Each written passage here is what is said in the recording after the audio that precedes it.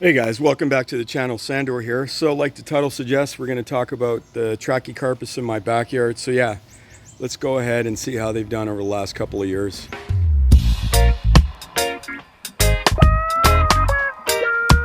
So one of my dogs enjoying the nice hot morning, I would say already. The other two are chickened out and gone back in. But yeah, the temperature is already quite warm. So it's just before, it's about 7:30 a.m. and the temperature is over 27 Celsius, so it's over 80 degrees Fahrenheit, and humidity's up there too, 60%. We are supposed to get, skies are sunny right now, bit of haze, supposed to get into low mid 30s today, so in the 90s, mid 90s, and it's going to be a scorcher today, but I'm not complaining. Again, I like the hot weather.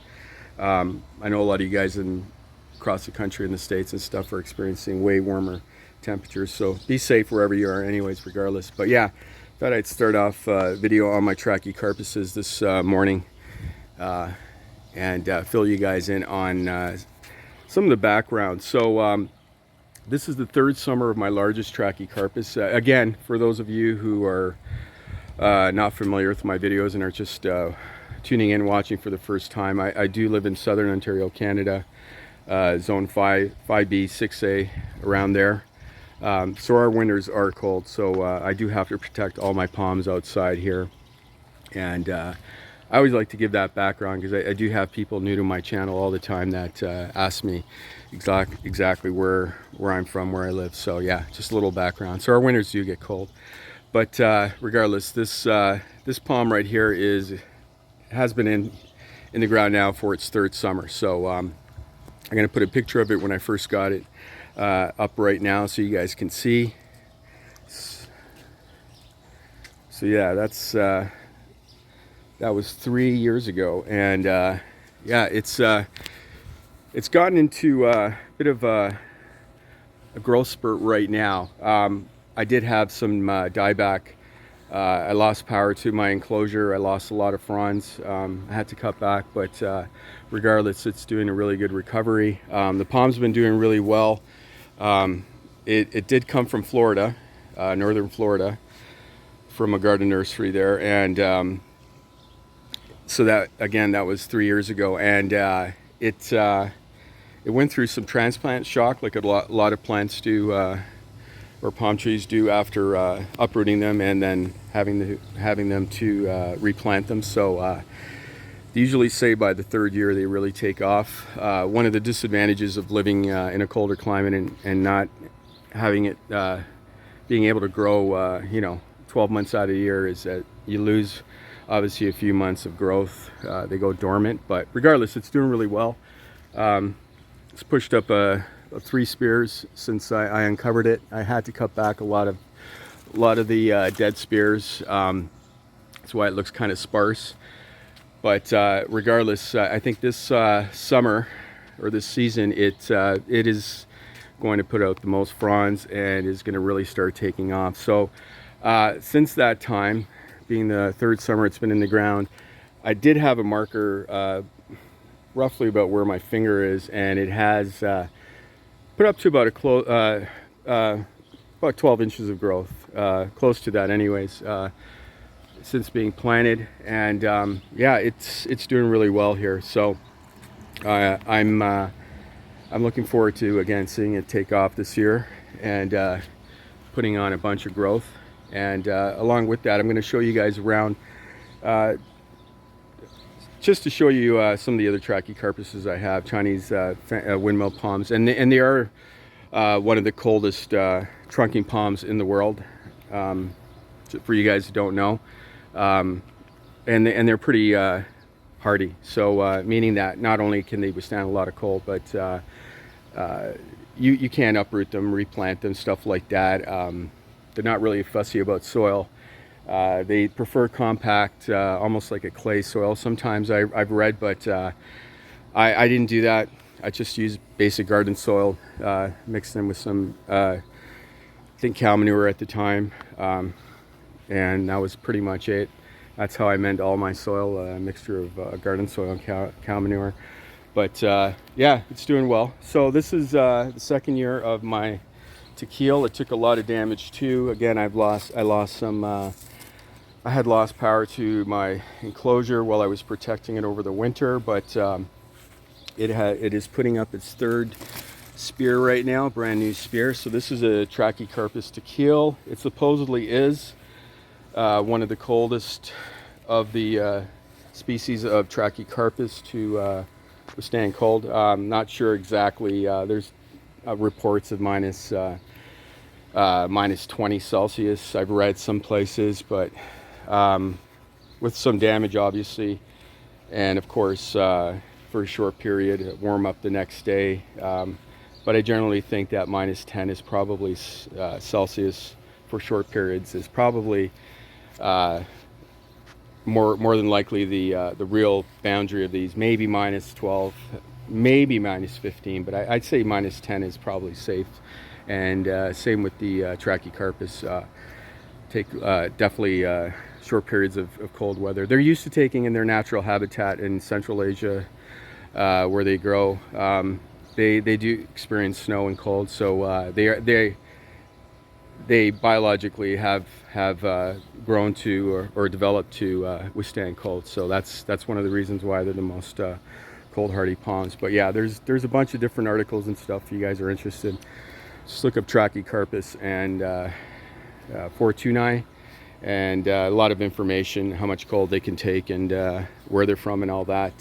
So if you guys are interested. So those are the two right here.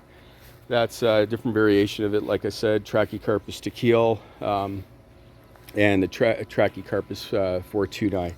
I got a couple of potted ones here. These were from Banana Joe on Salt Spring Island in Vancouver, or near Vancouver. It's just between Vancouver, mainland British Columbia, Vancouver, and Vancouver Island, Victoria. There's a chain of islands there, and he's on Salt Spring Island. A lot of you guys know his videos. So yeah, Banana Joe. These are two of his that I grew from seeds, and they're about the same age. This one seems to be doing a little bit better. It's also in a bigger pot, but yeah, kind of complement the taller one there. And yeah, let's go take a look at some of my other ones here. So this is the second summer for these guys too. These are originally from SSI, Salt Spring Island, also from Banana Joe, but they were grown as seedlings from my good friend James Palms, close by to me here in southern Ontario. So they're doing really well. James was gracious enough to give me these. He needed some more room in front of his house, so he called me up one day and asked me if I wanted these. I was actually looking for, I think, one at the time, but yeah, he gave me two. So really nice. So yeah, let's take a look at these guys. So these were in a lean-to. If you guys go to a few videos back, when I started protecting these for last fall for the winter season, I had a lean-to, which actually worked out excellent, better than I thought. I'm gonna do the same thing this year while I still can, while these guys are still short enough. Otherwise, I'm gonna have to devise separate structures for these guys, because they are gonna really take off. They already started to, especially this one here. You guys can see, but that spear there is pretty long. It's probably about 2.5 feet, and it's pushing out some massive fronds. So yeah, way bigger than that one, or about the same size as a taller one there. And it's also put on, this one's put on about I'd say 3 to 4 inches of growth on the trunk since last year. And then the slightly smaller one here, again, it's also put out, I'd say it's putting out its third frond now. That's the newest one there. And again, this one's put on about, I'd say about 2 inches of growth on its trunk. So they're similar in size. This one is a tiny bit bigger, and doing very well here. Getting some filtered sun in the morning, which is great. I've been watering everything because it's been so dry lately too. Watered them last night, and yeah, they're really doing well there, and they're growing really well. So I'm really happy with these. And thanks again, James, if you're watching this video. I'm looking forward to seeing how these two, the twins I call them, start taking off. So yeah, so I've had a bunch of smaller potted ones. I've gotten rid of a lot of my palms, just kind of did a purge. So basically that I'm regulated just to these two guys, that guy, and a couple in the pots.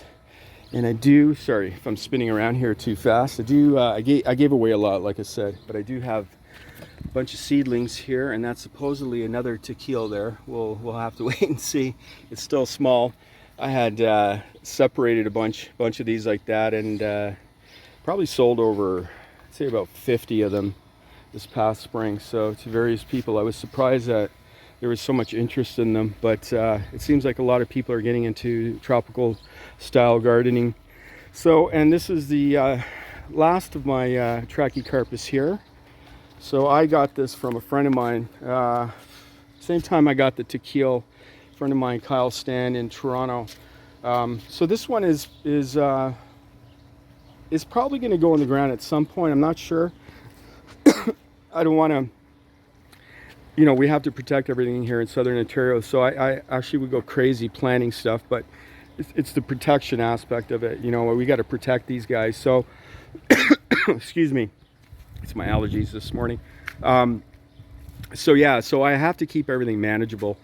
And I always have to remember that I have to protect everything. So otherwise my mind would be like, yeah, let's just keep planting. So yeah, unfortunately we're kind of, I mean, if I had the time and energy, I would plant more, but it's already a lot for me. And like I said to you guys on previous videos, I will be moving in a few years, so down in Florida. So I don't want to go crazy and then I have to uproot everything. But yeah, this is my last Trachycarpus, and I think this one has a mixture of tequila, I was told, and Fortuna. So, but it's hard to see right now. If it does have tequila, we'll definitely see. Tequilas usually have a more of a narrow trunk, and let's go take a look at the tequila so I can explain it to you more. It's a beautiful. The fronds are usually a lot bigger on a tequila. So I don't know if you guys can tell. See the trunk on the tequila here. It's very narrow, and the petioles usually are longer. It's hard to tell on this juvenile, but and the fronds are usually a lot bigger.